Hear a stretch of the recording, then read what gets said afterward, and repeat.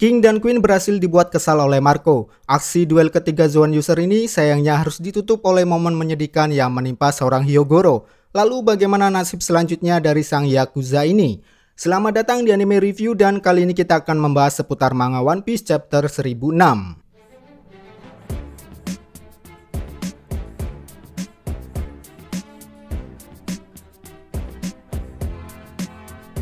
One Piece 1006 diberi judul Kyokaku Sang Bunga Hyogoro, yang mana akan sedikit banyak menyoroti aksi kesatria seorang Hyogoro. Nah, cerita dimulai dari Bahuang yang akhirnya mengetahui keberadaan kelompok Yamato yang kemudian langsung menyebarkan info tersebut. Di sini Bahuang tidak bisa melihat tanda-tanda Momonosuke ada di sekitar gudang. Ia menganggap bahwa Momo sudah berhasil melarikan diri. Nyatanya seperti yang kita lihat, Momo ternyata menyetujui tawaran Yamato untuk bersembunyi di balik bajunya. Sementara itu, Yamato dan Shinobu masih sibuk menghalau kejaran para prajurit Kroco Kaido. Mereka berdua berusaha sekuat tenaga untuk melindungi Momonosuke. Kita masih belum tahu apakah nanti ada salah satu elit atau perwira The Beast Pirate yang akan menindaklanjuti info Bahuang untuk menangkap mereka. Namun mempertimbangkan situasi yang sedang terjadi pada para elit, sepertinya mereka sedang disibukkan oleh lawannya masing-masing. Seandainya pun mereka meninggalkan lawannya, saya kira aksi tersebut akan langsung diganggu oleh pihak aliansi.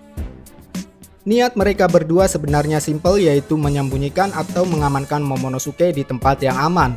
Tapi selama masih ada cyborg-cyborg yang berkeliaran dan menyalurkan penglihatannya pada Bahuang, maka aksi apapun yang mereka lakukan akan sangat mudah diketahui pihak musuh. Saya kira pusat informasi dari apa yang diketahui oleh para cyborg ini adalah Bahuang. Untuk itu ada baiknya Yamato harus mengalahkan dia. Ya, seperti yang kita tahu, para cyborg ini tidak bisa melakukan apapun selain mengirimkan info dari apa yang mereka lihat. Nah, Bahuang ini meski minim dalam duel-duel secara langsung, namun selama keberadaannya masih bebas, maka segala pergerakan aliansi akan mudah untuk diketahui. Jadi daripada kehabisan banyak energi untuk menghalau para Kroco, maka lebih baik Yamato menghajar Bahuang. Nah, kemudian yang membuat kesal dari peristiwa ini tentu adalah ekspresi yang ditunjukkan Momonosuke. Ya, meski ia berada di balik punggung Yamato, tapi tetap saja wajah cabulnya seakan meminta ditampar. Entah perasaan apa yang saat itu ia rasakan, namun ia sepertinya sangat menikmati momen tersebut. Sebagai seorang yang wajib untuk dilindungi, memang tidak ada salahnya Yamato berusaha untuk menyelamatkan nyawanya. Tapi saya kira Momo harusnya sadar bahwa ia paling tidak bisa melakukan sedikit sesuatu tanpa harus merepotkan orang-orang di sekitarnya. Apa yang ditunjukkan Momo justru semakin membuat dirinya dilabeli sebagai karakter yang minim kontribusi di perang Wano ini. Sejauh apa yang kita lihat, Momo hanya bisa merengek dan selalu menunjukkan rasa kurang percaya dirinya. Tentu ini sangat tidak baik bagi dia yang diproyeksikan menjadi seorang shogun Wano berikutnya. Nah, terlepas dari umurnya yang masih 8 tahun, saya kira perang Wano ini ada baiknya dijadikan Momo sebagai momen yang pas untuk menempa sifat kepemimpinannya. So, apa kira-kira yang harusnya dilakukan Momo selain daripada merengek terus?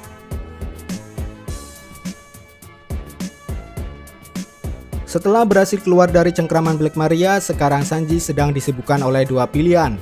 Niat awalnya dia memang ingin menyelamatkan kelompok Akazaya, tapi di tengah perjalanan Sanji malah mendengar pengumuman terkait situasi yang sedang dialami kelompok Momonosuke. Peristiwa inilah yang membuat Sanji bingung antara Kiemon atau Momo yang harus ia selamatkan. Sementara dua tempat yang harus ia tuju saling berlawanan. Kelompok Kiemon ada di belakang menara kastil, sedangkan kelompok Momonosuke ada di sekitar pintu masuk. Pada akhirnya Sanji sudah memilih jalannya sendiri. Sayangnya kita masih belum tahu ke arah mana ia pergi. Nah, kira-kira mana yang harus diprioritaskan oleh Sanji? Well, dengan berbagai macam pertimbangan, saya cenderung mengharapkan Sanji pergi ke tempat Kiemon. Jika ia ke sana, maka kesempatan untuk melihat duel Sanji melawan Jack lebih besar ketimbang pergi ke tempat Momonosuke yang hanya dikejar-kejar oleh para Kroco. Toh di kelompok Momonosuke sudah ada Yamato yang saya kira sudah cukup kuat untuk menghalau aksi-aksi para Kroco. Nah, dilihat dari gerak-gerik Sanji, ia selalu bisa memanfaatkan kenbunya dengan sangat baik apabila berhubungan dengan ketidakberdayaan seorang wanita. Inilah pengalaman yang sudah sering Sanji lakukan di beberapa arc. Lalu kaitannya dengan Yamato, kemungkinannya sangat rendah bagi Sanji untuk mengandalkan kenbun hakinya dan pergi ke tempat mereka. Mengingat identitas Yamato sebagai anak Kaido, sudah tentu dia dikaruniai DNA seorang monster. Jadi kelompok Yamonlah yang harusnya diprioritaskan Sanji untuk ia selamatkan. Terlepas dari keberadaan sosok misterius yang sudah ada bersama mereka, kita juga harusnya mempertimbangkan pergerakan Jack yang akan mengancam Kiemon dan yang lain.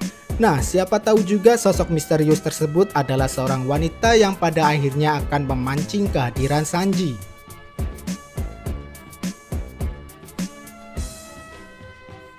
Peristiwa kurang mengenakan harus diterima oleh Carrot dan Wanda. Mereka berdua meskipun sudah menggunakan mode sulongnya tetap saja belum mampu menandingi kekuatan Perospero. Ya, anak laki-laki pertama Big Mom ini sepertinya dengan sangat mudah menumbangkan keduanya. Setelah melalui duel tersebut, Perospero kemudian mulai mengecek mereka. Ia menganggap bahwa Carrot butuh sebuah keberuntungan untuk dapat mengalahkan dirinya. Memang mode sulong sangat luar biasa jika diukur dari segi kekuatannya, tapi itu hanya berlaku bagi para Ming yang sudah sepenuhnya menguasai mode tersebut. Sayangnya dua monster ini masih belum mampu mengimbangi Perospero yang secara tidak langsung juga mempunyai DNA monster dari seorang Big Mom. Nah, lalu kemudian apakah sampai sini saja peran Carrot dalam perang ini? Saya kira masih terlalu cepat bagi Carrot untuk menyerah. Fakta bahwa Perospero tidak membunuhnya, maka itu adalah sebuah kerugian besar bagi pihak musuh. Karena cepat atau lambat, kehadiran Carrot di panggung pertunjukan akan mengejutkan Perospero lagi. Satu yang bisa menguatkan Carrot adalah keyakinan dari seorang Pedro. Nah, selama dendamnya masih terus dipegang, maka tekadnya untuk membalas perbuatan Perospero akan tetap ada meskipun harus kalah berulang-ulang kali.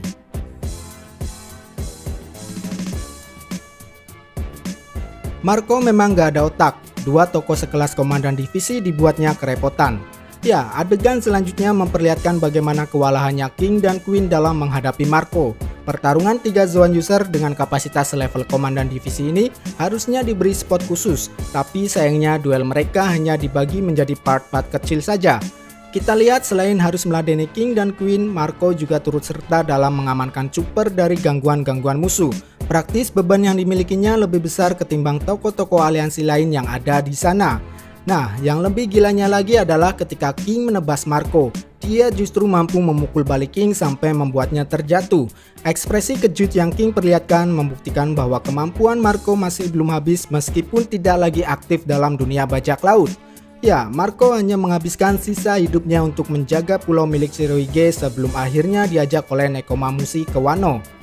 Nah, tak hanya King saja yang dibuatnya kesal, Queen juga dipaksa harus merasakan hal yang sama.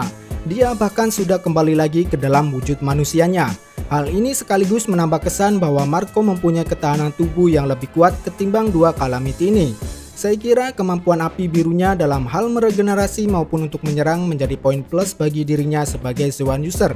Namun sayangnya Marco tak bisa terus-menerus melakukan semua ini, karena mau bagaimanapun pertarungan mereka akan sama-sama menguras banyak energi. Bahkan Marco sendiri sudah mengeluarkan pernyataan bahwa untuk menahan dua Calamity bernilai 1 miliar lebih memang cukup sulit. Setelah itu ia pun meminta Chopper untuk lebih cepat lagi dalam memperbanyak vaksinya. Nah, kemudian jika mempertimbangkan kehadiran Perospero, maka rasanya akan sangat membebani Marco jika harus berhadapan dengan 3 monster. Saya sih berharap ada ketidakcocokan di dalam kerjasama King, Queen, dan Perospero nanti, sehingga kedepannya akan memicu sebuah konflik. Nah, Perospero sendiri sudah menyinggung perihal ini dengan ungkapannya bahwa menurutnya sangat menyedihkan sekali jika harus bekerja sama dengan bajak laut hewan buas. Ini artinya apapun masih bisa terjadi pada mereka, apalagi jika nanti Perospero mengingat perlakuan King yang pernah menjungkalkan kapal mereka. So, menurut teman-teman akan seperti apa bentuk kerjasama antara King, Queen, dan Perospero? Apakah nantinya mereka bisa akur?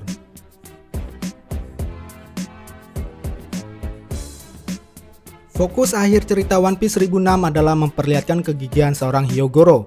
Kita tahu tokoh yang satu ini sudah tidak muda lagi, namun siapa sangka kekuatannya masih cukup untuk mengejutkan banyak orang. Ya, kakak Hyo bersama dengan Drake masih terlalu tanggung untuk para musuh di sana selain daripada King dan Queen. Keduanya kini berusaha sekuat tenaga untuk melindungi Chopper yang sedang memperbanyak vaksin. Nah, tak seperti biasanya, kali ini kakek Hyo memperlihatkan kondisi fisiknya yang sama persis seperti dulu. Kekuatannya yang meluap-luap kini telah kembali. Kakek Hyo yang sekarang sudah jauh berbeda. Ada perasaan emosional yang berkecamuk di dalam hatinya yang seakan membuat dirinya harus mengeluarkan kemampuan melebihi batasnya.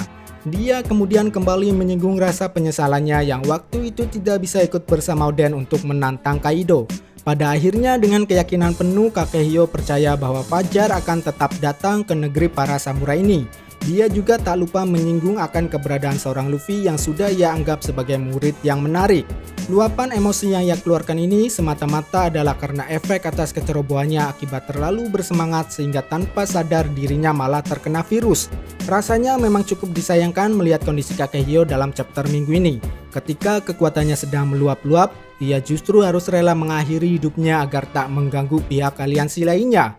Meskipun Kakehyo sudah memerintahkan anak buahnya untuk menghabisi dirinya, namun saya masih sangat yakin Chopper akan berhasil tepat waktu untuk memperbanyak vaksin, sehingga nantinya dapat menghentikan aksi anak buah Kakehyo yang sudah bersiap menebasnya.